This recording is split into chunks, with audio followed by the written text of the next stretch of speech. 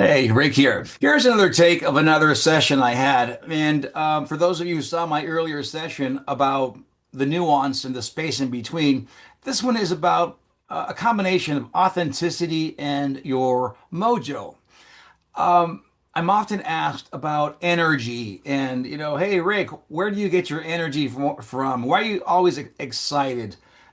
I'm not always energetic or always excited. Well, many times I am because I focus on that. I focus on giving back. I focus on the energy that I'm able to extract and to share with the people I speak with, right? So it's a relationship. It's the ability to be in a communion, right? It's a communion of minds. Little lofty on the esoteric side, but the true piece here is your mojo and your ability to focus on who you are. So the question around authenticity came up, and I said to this person, well, how can you be impactful, be connected, and how can you be an influence to others if you don't know who you are? Now, there are no absolutes, and so when it comes to this kind of discussion, I know it's an abstraction of sorts, but stick with me on this because this is important. This is why I answered the question. No, I don't talk about models, processes, or matrices around executive coaching or leadership development because that's intellectual. It's already in the books and the YouTubes and our process or winning together, whatever, if you're working with us.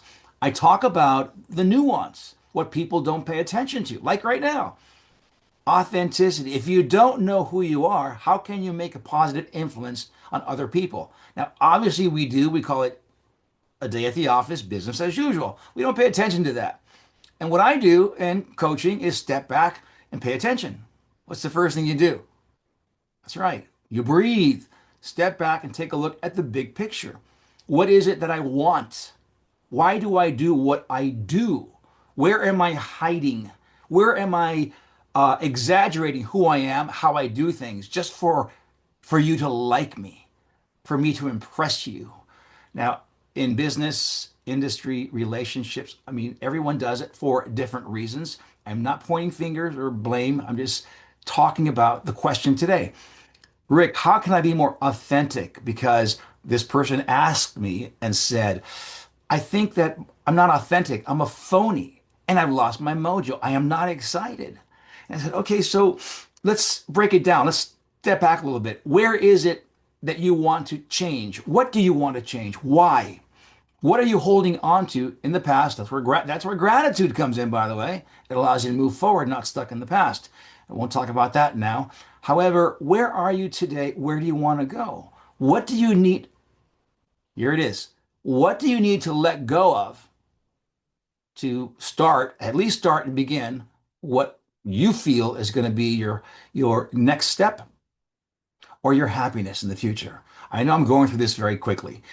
So nonetheless, where are you today? Where do you want to be? How do you think you will get there? What's the first step you have to take? And what do you have to let go of? There's the optimal and the epitome of all questions as far as what you need to know to get where you want to go. What do you need to let go of? And then the why, right? Why do I want to accomplish, do, or move in that direction, right? So the whole Socrates or Socratic question, right? Know thyself, right? And then my favorite, now that I'm using all these historical figures, the the Shakespearean quote, right? There are greater things of heaven and earth, Horatio, than are dreamt of in your philosophies. Meaning that wherever your head is, give yourself permission, start right there, to be where you are. Take a deep breath, figure out where you've been if you want to. Don't spend more than 5 seconds. That's an exaggeration. And focus on where you want to go. It's not that complicated, but do write it down and do give yourself permission to be where you are because you're in a perfect place. Otherwise, you wouldn't be there, right? You may not like it. So don't ask yourself, do I like where I am? Does it feel good? Because you won't. So don't ask those questions. Focus on the practical, pragmatic external aspect of the physical manifestation of actioning to distract you. There's your formula, right? And then practice it.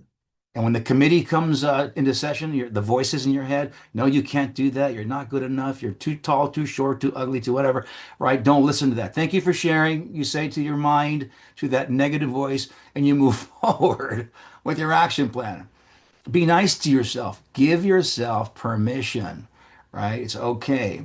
Now, this is the psychology, your own psychology and your own self healing about where you want to be and where you want to go. I know it's long, so tune out and or tune in because that's what you have to do.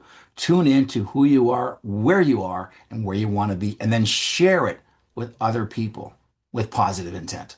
I hope that's helpful to the person who asked this question today. See you soon.